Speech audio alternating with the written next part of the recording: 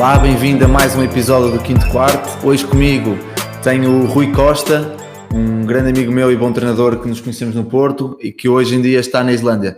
Olá Rui, obrigado por ter aceito no meu convite, estás aqui no podcast e espero que possas ajudar também grandes treinadores como já me ajudaste a mim. Bom dia Vasco, bom dia a todos os que nos estão a ouvir. É com muito gosto que participo neste teu novo projeto. Só tem porque trazer coisas boas ao nosso basquetebol, e se puder ajudar um bocadinho a partilhar a minha experiência, tenho todo o prazer. De certeza que irás ajudar, de certeza. Rui, tu jogaste basquete muitos anos, passaste para treinador, como é que foi essa transição? Com que idade? Como é que estruturaste mais ou menos dentro da tua cabeça quando começaste? Se já sabias o que é que querias ser treinador, se não, se foi um hobby que depois foi criando algum bichinho para o profissionalismo? Conta-nos um pouco sobre isso. Essa resposta tem várias fases, digamos assim, essa transição. Eu realmente comecei a jogar basquete muito cedo, com 7 anos de idade, em Viena do Castelo, onde sou natural. O meu pai na altura já era treinador e ainda jogava, já estava na fase final da carreira dele. Eu lembro-me de trocar cromos com os colegas de equipa dele de 18 anos, trocar cromos da NBA, e portanto comecei a jogar com 7 anos e desde miúdo que me apaixonei pela modalidade. Eu pratiquei outros desportos, mas a partir de determinada idade pratiquei mais 6 desportos: judo, natação, futebol, essas coisas. Dediquei-me por exclusivo ao basquetebol e quando comecei a jogar só basquete, quando mudei para Aveiro, porque nós fomos ver para Aveiro, e Aveiro é realmente a capital do basquetebol em Portugal. Há uma paixão pelo jogo que não é comum em Portugal. As pessoas realmente vivem o pavilhão e vivem a modalidade. E eu fui jogar para o Jogueira e eu passava os fins de semana no pavilhão com 12 anos. Entrava à sexta-feira. O Jogueira que é um dos clubes que hoje em dia na Liga é capaz de ter uma das massas associativas mais presentes.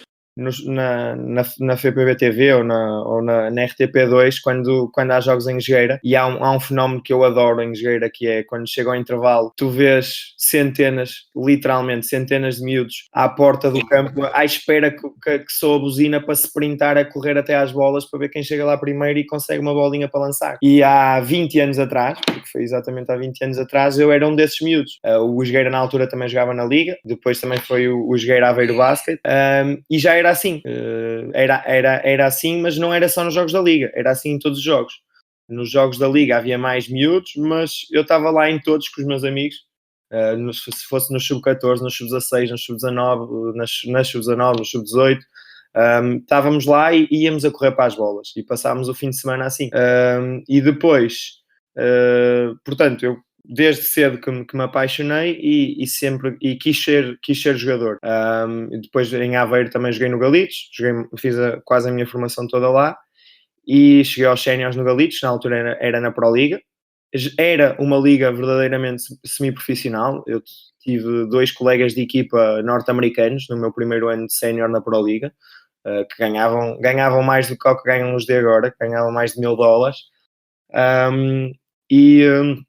E portanto era um sonho meu ser jogador profissional.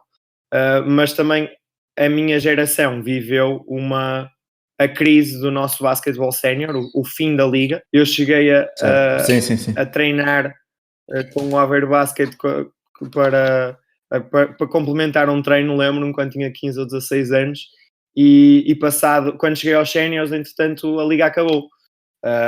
E portanto eu joguei muitos anos na Pro Liga, ainda joguei 2 anitos na Liga, mas não vivi como profissional verdadeiramente enquanto jogador. E aos 20, quando jogava na Pro Liga, decidi que queria começar a ser treinador, por essa paixão que eu tinha pelo basquete. Não porque quisesse começar a pensar numa carreira de treinador nessa altura. Eu sempre disse que ia jogar até aos 40. Deixei este ano com 32, mas sempre disse que ia jogar até aos 40. À medida que fui começando a treinar, fui-me apaixonando pelo treino, fui-me apaixonando por esta profissão de ensinar e de se relacionar com com os atletas, de ter impacto, de causar impacto na vida dos nossos atletas, seja no basquetebol, seja na vida, e de lhes transmitir valores que o basquetebol, enquanto modalidade coletiva, consegue transmitir. E aos poucos, cada vez mais na minha cabeça, foi nascendo uma voz a dizer que isto era o que me apaixonava e que eu gostava de fazer isto, ou gostaria de fazer isto de forma profissional. E o que eu fui fazendo de forma um pouco inconsciente no início e de forma mais consciente nos últimos anos, foi ser profissional ainda antes de o viver, de ganhar De o ser. como tal, digamos Sim. assim. Foi investir muitas horas, treinar muitas equipas, ainda que não tivesse a recompensa financeira que se calhar se justificava. E, portanto, a transição de jogador para treinador foi uma transição, eu não sei se foi natural, mas foi progressiva, em que eu fui conciliando as duas atividades durante 10, 12 anos, e depois chegou a um ponto em que, nos últimos 2 anos, depois de ter jogado na Liga e ter deixado de jogar na Liga e estar a jogar de forma mais recreativa na segunda divisão em Portugal, achei que estava na altura de dar o salto para o profissionalismo a nível senti treinador. que jogar, Sim. enquanto que eu de antes jogava, nos últimos anos já jogava para complementar a minha formação como treinador, porque eu acho que ter esta perspectiva de jogador e ter tido isso nos últimos anos é muito valioso como treinador. Mas é isso que eu te ia perguntar a seguir, porque eu tenho essa noção de que quando tu jogas e estás dentro daquele meio do profissionalismo e da liga e passas por várias situações várias vezes no mesmo ano, que quando as passas como treinador já sentes que aquilo já é algo confortável para ti, porque já passaste numa situação muito mais estressante a nível de jogador. Uma das coisas que eu te dizia há pouco que eu procurei fazer enquanto treinador foi viver muitas experiências num curto espaço de tempo. E nos últimos tempos, como jogador, uma das coisas que eu pretendia, além do gozo de jogar e da piada que tem fazer parte de uma equipa, uma das coisas que eu pretendia era do ponto de vista de treinador, ter uma perspectiva diferente e poder vivenciar experiências da perspectiva do jogador. Saber como os meus colegas de equipa reagiam quando um treinador tinha uma postura mais positiva, uma postura mais negativa. Saber viver o scouting report da perspectiva do jogador, como é que eles recebem as informações que os treinadores estão a dar, quando são em vídeo, quando são em papel. Todo esse tipo de experiências, como jogador, eram coisas que me poderiam ajudar no futuro como treinador. E eu teria tempo, na minha ótica, sempre tenho os próximos 30 anos para ser treinador, portanto teria tempo para viver isso apenas enquanto treinador e como jogador havia um tempo limitado e portanto quis continuar a viver essas experiências. Foi essa a perspectiva. Não sei se responde à tua pergunta ou não. Sim, perfeitamente. E Rui, diz-me outra coisa.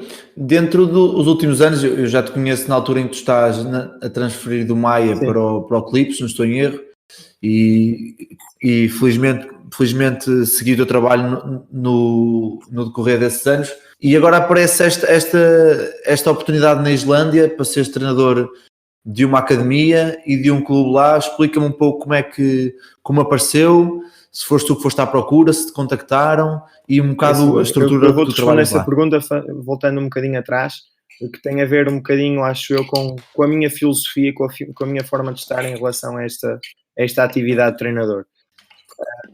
Esta oportunidade surge porque eu, desde cedo, tive por hábito procurar responder que sim a desafios novos. Como eu te disse há pouco, eu comecei a ser treinador com 20 anos de idade, na altura no Maia Basket, jogava na Pro Liga na altura. Entretanto, a vida de jogador foi-me levando a outros clubes, ao Povo, também na Pro Liga, foi-me levando, estive no académico e ao longo desses tempos fui sempre treinando. E uma das coisas que eu procurei fazer foi treinar diferentes escalões, treinar diferentes géneros, masculino, feminino, treinar como principal, treinar como adjunto. Tive a oportunidade de trabalhar com muitos amigos meus, com muitos treinadores meus amigos de quem fui aprendendo muitas coisas. E nessa mesma ótica, no verão, também procurei sempre, desde há vários anos para cá, viver experiências, em vez de estar parado, viver outras experiências. E o que acontece no verão, no basquetebol, seja em Portugal, seja noutros países, são campos de férias, campos de basquetebol. Certo. E nessa ótica eu tentei ir participando em campos de basquetebol. Participei em diversos em Portugal e fui fazendo muitas amizades e muitos contactos enquanto treinador. Fui bebendo muito conhecimento dos treinadores com quem fui partilhando essas experiências, e ao mesmo tempo fui criando contactos. Não era algo que eu planeasse ir para a Islândia, não foi algo que eu tivesse pensado, olha, quero ir para a Islândia ser treinador, de todo.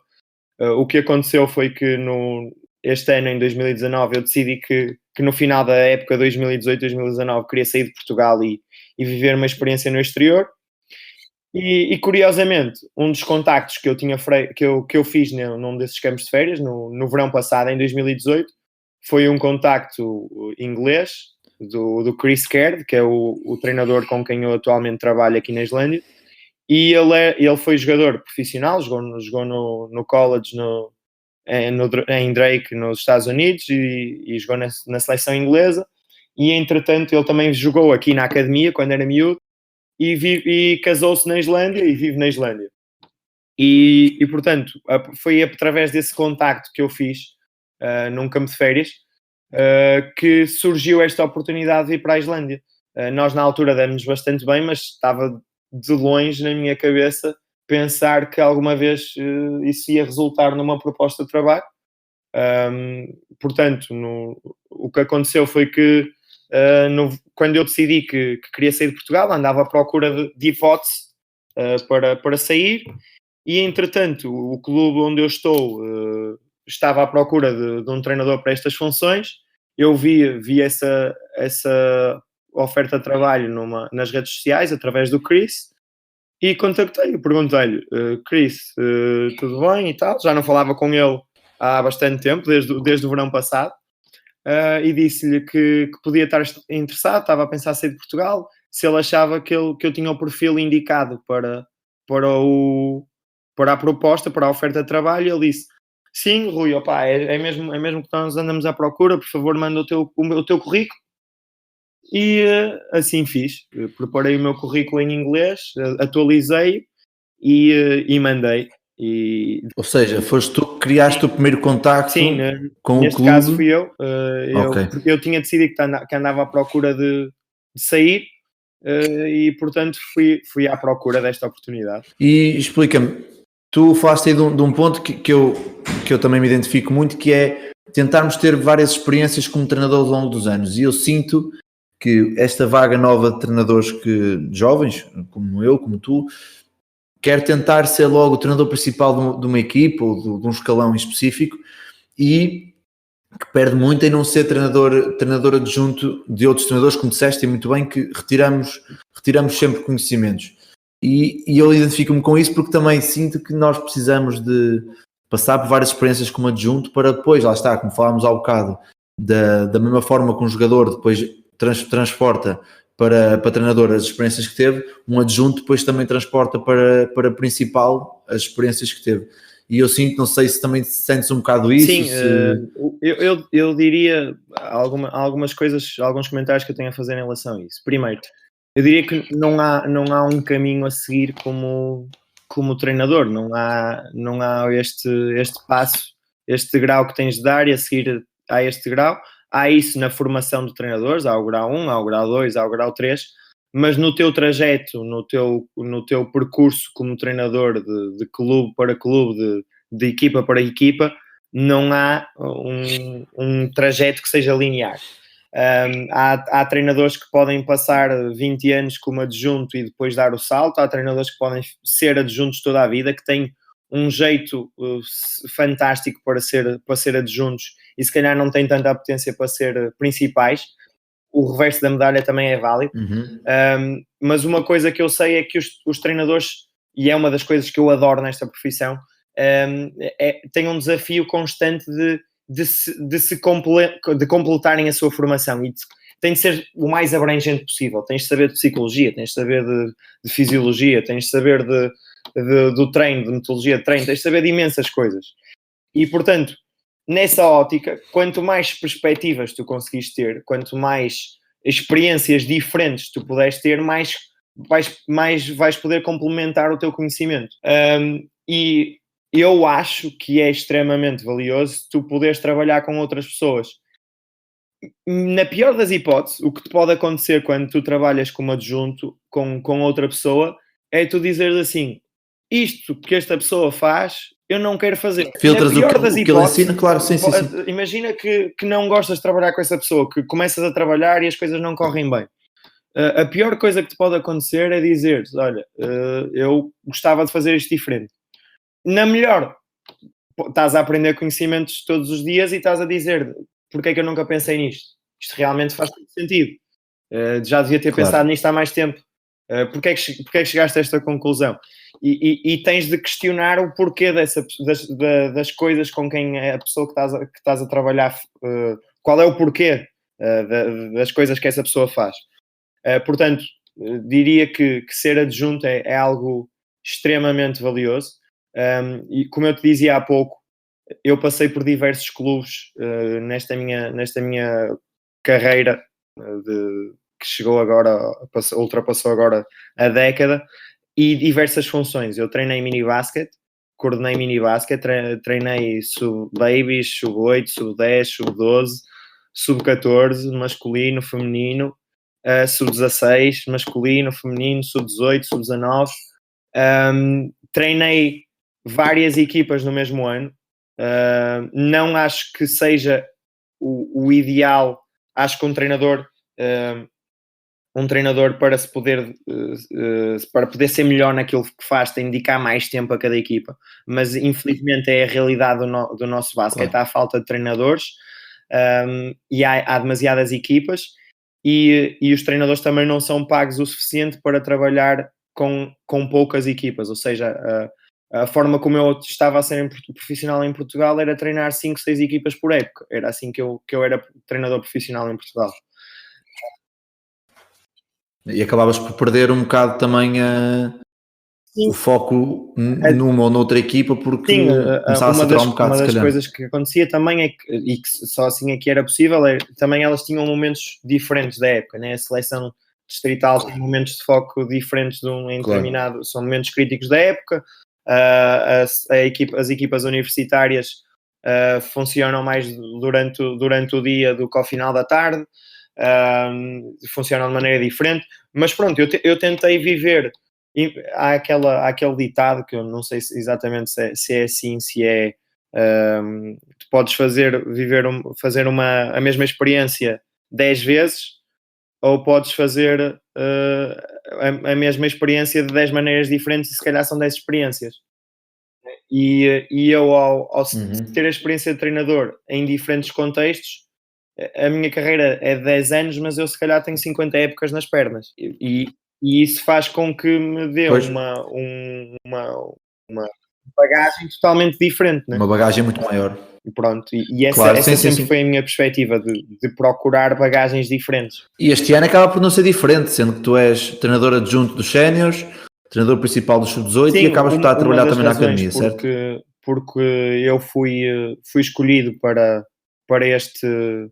esta posição, porque apesar de ter sido eu à procura dela, houve bastantes candidatos e eu, quando cheguei cá, uma história curiosa, quando eu cheguei cá nos primeiros dias no gabinete do pavilhão, encontrei o currículo e uma carta de interesse, de manifestação de interesse, por exemplo, de um treinador americano que tinha enviado por correio mesmo, em vez de enviar apenas a versão digital, tinha mandado um correio registado com uma carta como é que se chama? A carta de motivação, a carta motivacional, e o currículo dele, sim, e o sim, modelo sim. de jogo dele, uma coisa incrivelmente profissional, que eu também tenho, mas que olhei para aquela e disse, isto é à frente, e serviu para eu melhorar a apresentação dos meus documentos. E esse treinador candidatou-se a esta vaga e ele não foi escolhido. Esse e outros. E uma das razões porque eu fui escolhido foi por causa dessa bagagem, porque aqui eu estou inserido a fazer diferentes coisas.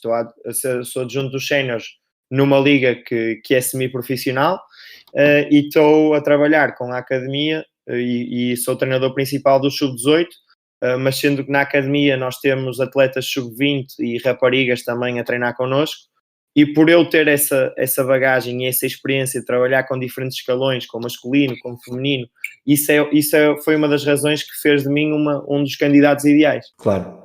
E Rui, em relação à academia, já que entramos aqui neste ponto, podes-nos explicar um bocado como é que está estruturada, quais são os seus objetivos, como é que vocês trabalham, se é um trabalho mais individualizado, Claro, se é coletivo? Isto é preciso fazer um parênteses, porque é preciso, uma das coisas que eu percebi aqui na Islândia é que eles adaptaram as competições e a gestão dos clubes e das equipas à sua realidade, né? As regras, as coisas estão adaptadas à realidade. O mesmo modelo que funciona em Portugal não pode funcionar aqui. A Islândia é um país que é ligeiramente maior que Portugal em termos geográficos, em área geográfica, mas que tem 350 mil habitantes, ao contrário dos 10 milhões de portugueses. O que é que isto significa? Que não pode haver competições regionais, as competições são nacionais. Claro. Por exemplo, a minha academia, quando eu vou aos Jogos Sub-18, eu levo atletas de 4 clubes diferentes, porque no Sub-18 essas equipas, esses clubes, não têm atletas suficientes para competir individualmente. Então tu acabas por na academia juntá-los e fazer uma equipa daí. Eles sentiram essa necessidade de se juntar. Isto é a Academia do Sul da Islândia.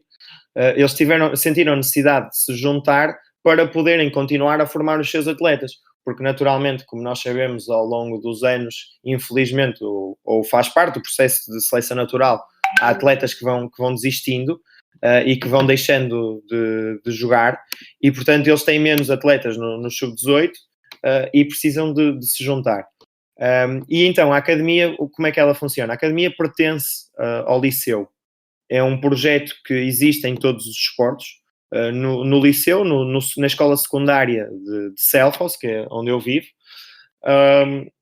há uma disciplina de academia de handball, de academia de futebol, de academia de basquetebol, em que os estudantes do liceu se podem matricular, como tu na universidade te matriculas em diferentes cadeiras, tens cadeiras opcionais e tens cadeiras que são obrigatórias.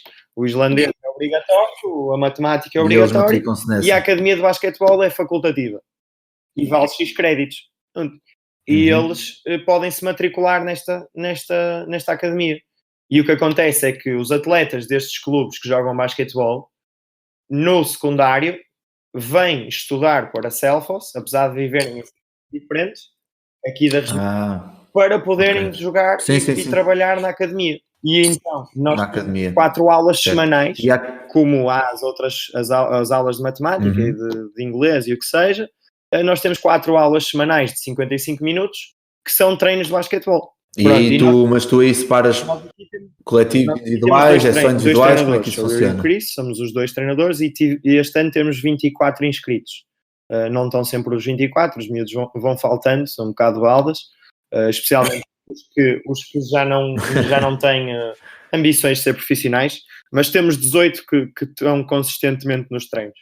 E nós definimos um plano de conteúdos, como se define numa escola, numa das outras disciplinas, a abordar durante o semestre. Isto aqui funciona por 2 semestres, e estamos a abordar esses conteúdos ao longo do semestre.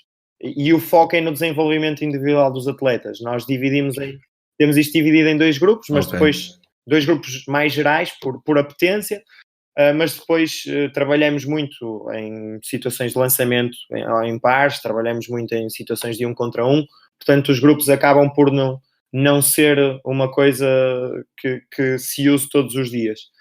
Mas o foco é o desenvolvimento individual do atleta e por isso damos muita atenção a questões técnicas e a questões de trabalho em grupos reduzidos e em situações de 1 contra 1. E tu, Rui, agora pegando aí no trabalho que tu fazes na academia, e eu tive a sorte de poder seguir o teu trabalho durante os últimos 2 anos, e sei que passa muito por estruturações de tomada de decisão, reação a estímulos. Como é que criaste esse teu pilar no trabalho? Foi algo natural, já que um jogador era assim? Tiraste de algum treinador? Como é que foi isso? Isto, nesta vida de treinador, eu acho que tudo é uma construção.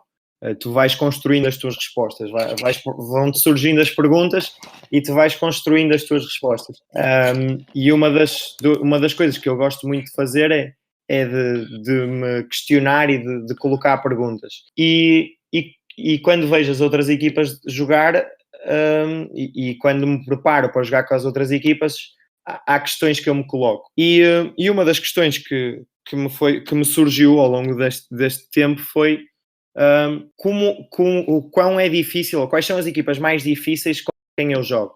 É mais fácil jogar contra uma equipa que eu me consigo preparar e eu consigo fazer um scouting, ou é mais difícil jogar contra uma equipa do qual é mais difícil fazer scouting? E quando eu coloco esta pergunta, quando eu tento responder esta pergunta, eu respondo que é mais fácil jogar contra uma equipa que eu consigo prever o que eles vão fazer. E é mais difícil jogar contra uma equipa que eu não sei o que eles vão fazer. Ou que eles têm mais opções naquilo que fazem. E o mais difícil de prever é quando a tomada de decisão no jogo é dos jogadores. Quando são os jogadores que constantemente estão a tomar decisões e a ler o que acontece, o que se está a passar à sua frente, mais difícil se torna de prever para a defesa e para o ataque o que antecipar. Porque este jogo de basquete é um jogo do gato e do rato, é um jogo de constante xadrez, de estar a antecipar o que está a acontecer e a ler o que está a acontecer. E eu acredito piamente que o jogo é dos jogadores. A nossa função enquanto treinadores é dar as ferramentas aos jogadores para eles serem capazes de tomar as melhores decisões.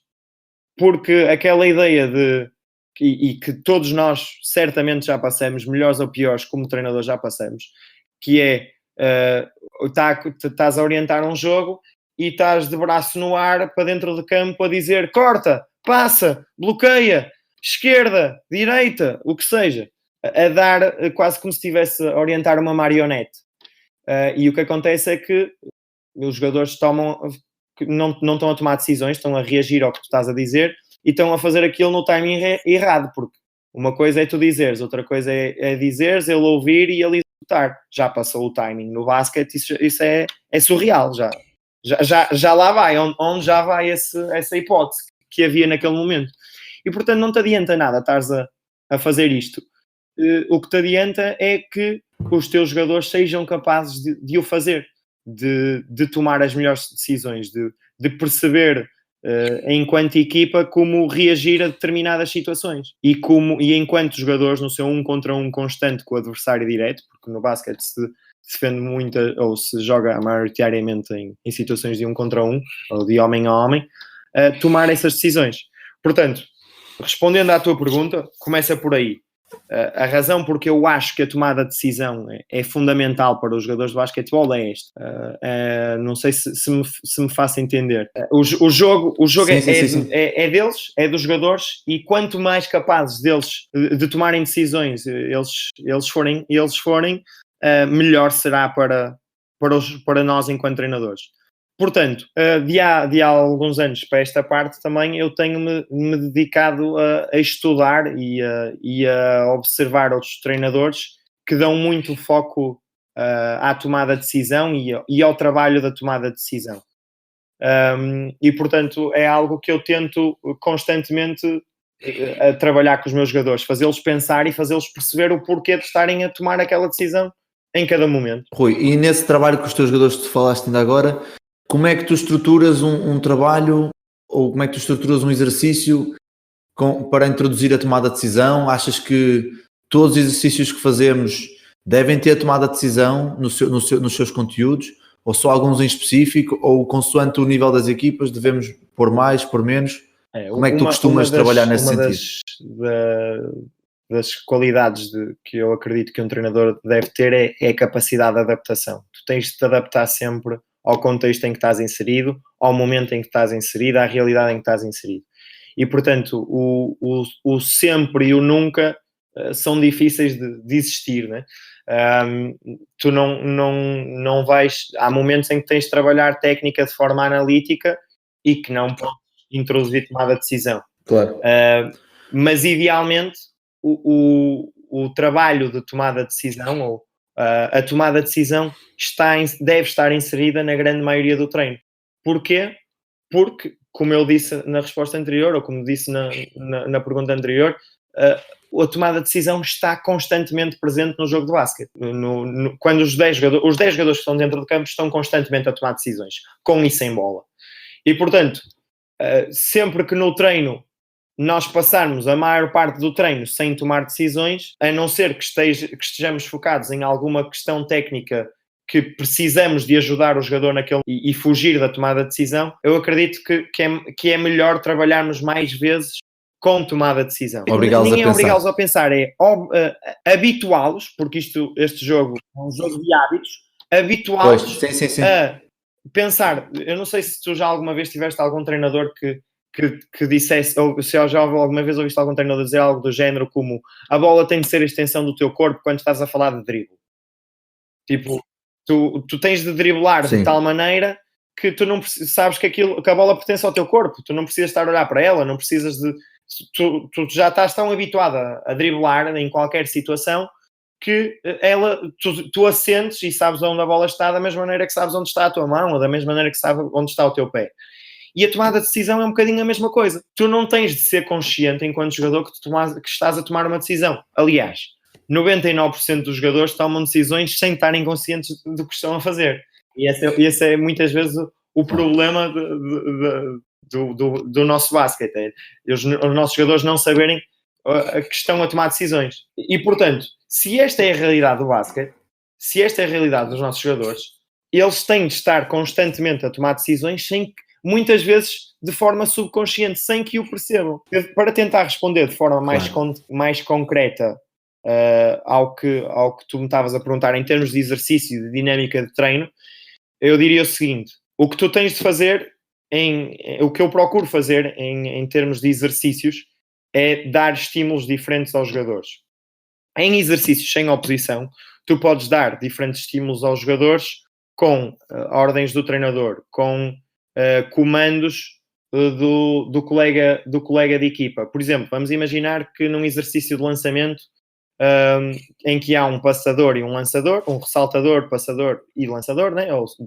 Estão a trabalhar por pares, e tu podes estar a trabalhar situações de volume em que estás só a fazer receber e lançar, ou sempre o mesmo lançamento. Ou podes, por exemplo, trabalhar de forma a que não façam 2 lançamentos seguidos da mesma forma. E podes pôr o jogador que passa a dizer um número, e quando ele passa e o jogador recebe, consoante o número que disse, isso é um lançamento diferente. Por exemplo, uma forma tão simples como 1 é receber e lançar, 2 é receber, meter um drible, parar e lançar. Sim, e o objetivo passa por eles reagirem a esse estímulo verbal o mais rápido possível. Sim, ou seja, passa por os jogadores estarem a fazer aquilo que fazem no jogo, que é, quando recebem a bola, ou no momento em que estão a receber a bola, estarem a decidir se vão lançar ou se vão receber e atacar com um drible porque o defensor está a chegar.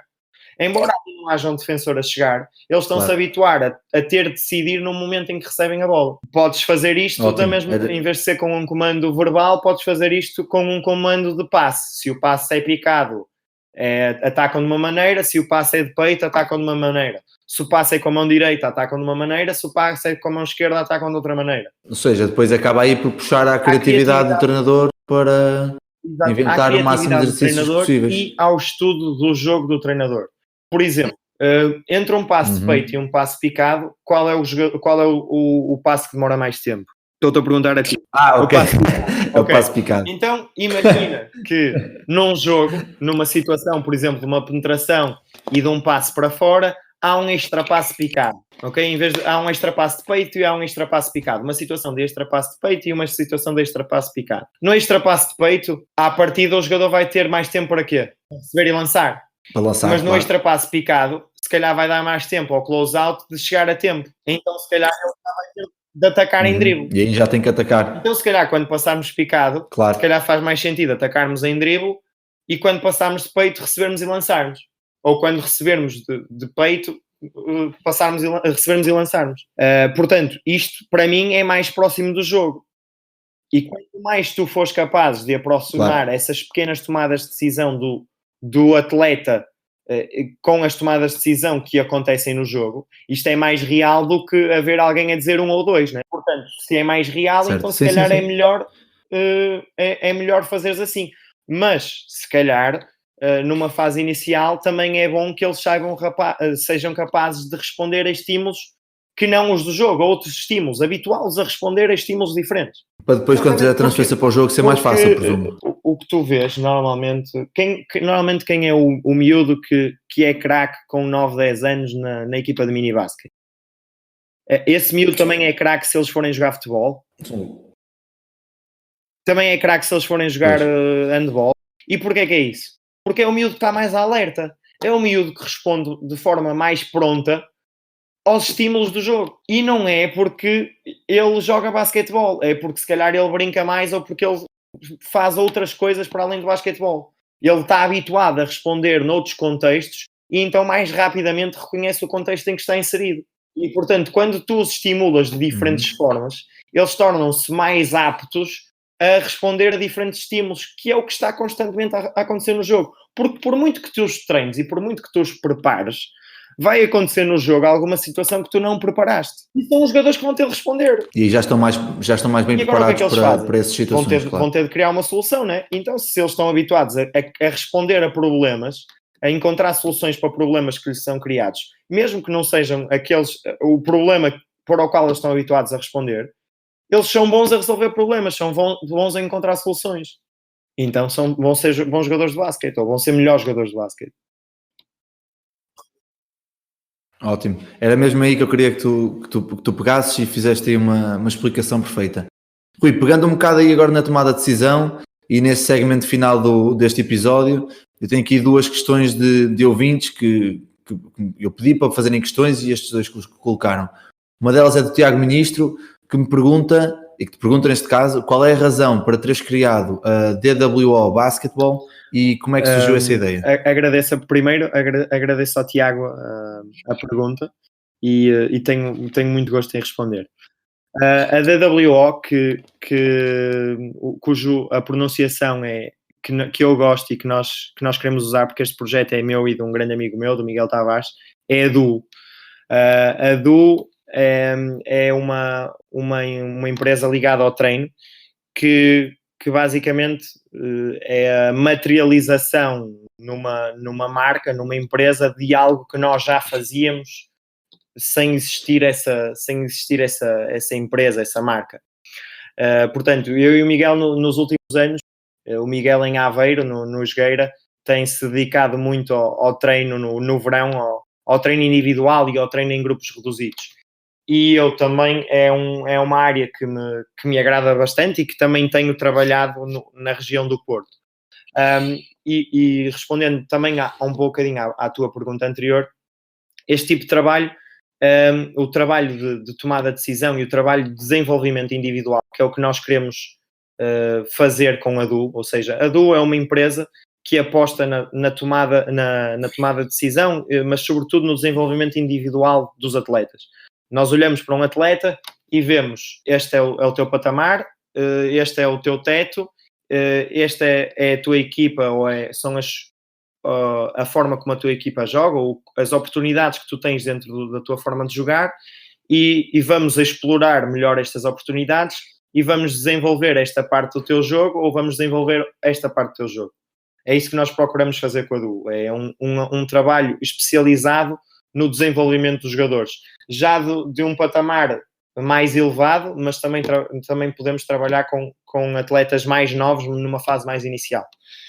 Portanto, respondendo à Duo, a Duo surge porque eu e o Miguel já trabalhamos, nós falamos de basquete todos os dias, nós, apesar de termos os dois jogado no Jogueira, nós fazemos algum tempo de diferença, mas tornamos-nos amigos graças a esta nova era da internet e das redes sociais, e pela nossa paixão pelo basquete. Nós trabalhamos em conjunto noutro projeto, que foi o basquetept.com, e a partir daí ficamos amigos e começamos a falar do treino e a trabalhar no treino, em conjunto no treino. E a Duo é a resposta a essa necessidade que nós tínhamos de investir nesta área que tanto nos agrada do desenvolvimento do atleta.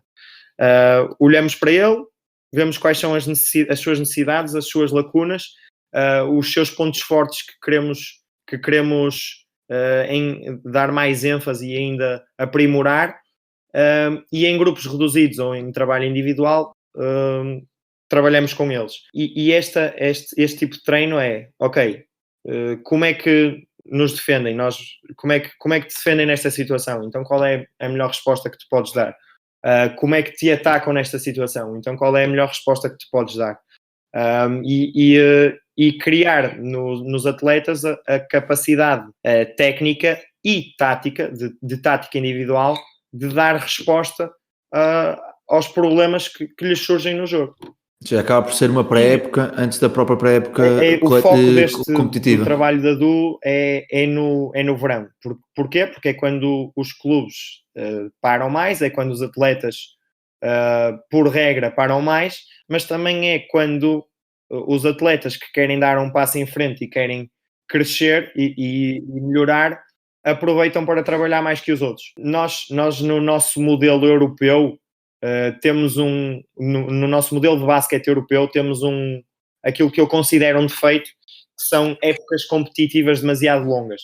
As nossas épocas competitivas duram entre 8 a 10 meses.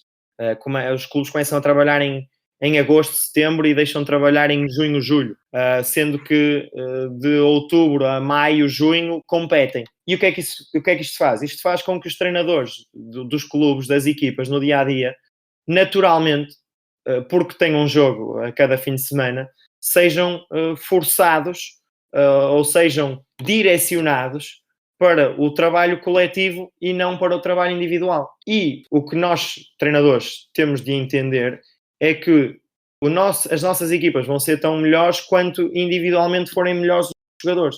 E, portanto, nós temos de dar mais foco ao trabalho técnico e ao trabalho de desenvolvimento individual dos atletas. Porque é isso que, no médio e longo prazo, vai dar resposta às necessidades da equipa. Quantos de nós, treinadores, já projetamos uma jogada, ou uma sequência, ou tentamos fazer algo que depois os jogadores, ao tentar pôr em prática aquilo que o treinador pediu, não conseguiram por uma lacuna técnica. Porque nós desenhamos do lado esquerdo, mas eles só driblam com a mão direita. Isto estou a falar de um nível mais elementar, como é óbvio, de um nível mais base, de escalões de formação.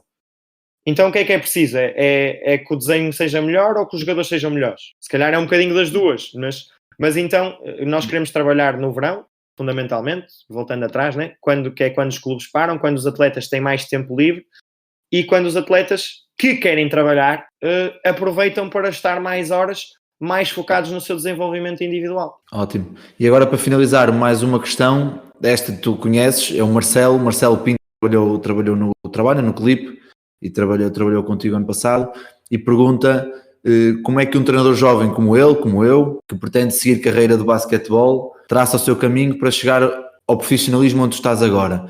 E depois acrescenta outra questão, que é, aliás, duas: que tipo de leituras aconselhas e que conselhos tens para os jovens treinadores de hoje em dia? Primeiro, o Marcelo, tive a sorte de poder trabalhar com o Marcelo na época passada. Ele estava a dar os primeiros passos como treinador e fez o estágio curricular do curso de educação física dele no CLIP, onde eu estava no Porto. E foi meu adjunto no Sub-16.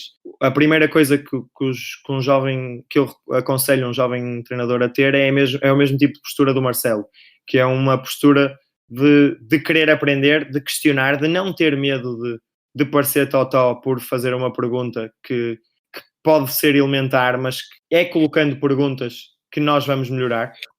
Podemos colocar as perguntas, se tiverem vergonha, coloquem a pergunta a vocês próprios e vejam jogos.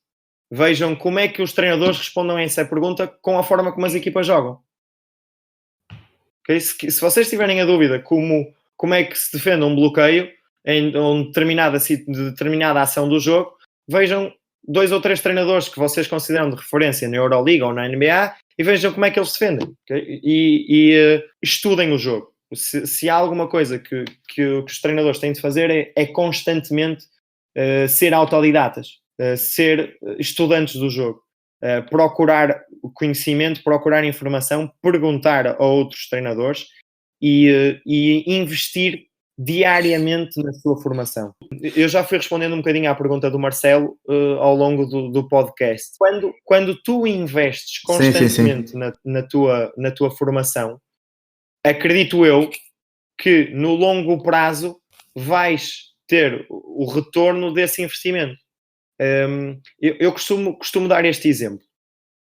Nós podemos ter, e olhando para nós como treinadores para os jogadores, eu diria que nós podemos ter três tipos de jogadores. Aqueles jogadores que fazem o que reclamam ao fazer aquilo que lhes é pedido, ou seja, nós temos 3 treinos por semana e eles reclamam por 3 treinos por semana, não podemos ter só 2. Vamos treinar 2 horas em vez de treinar 90 minutos. A sério, temos de treinar 2 horas.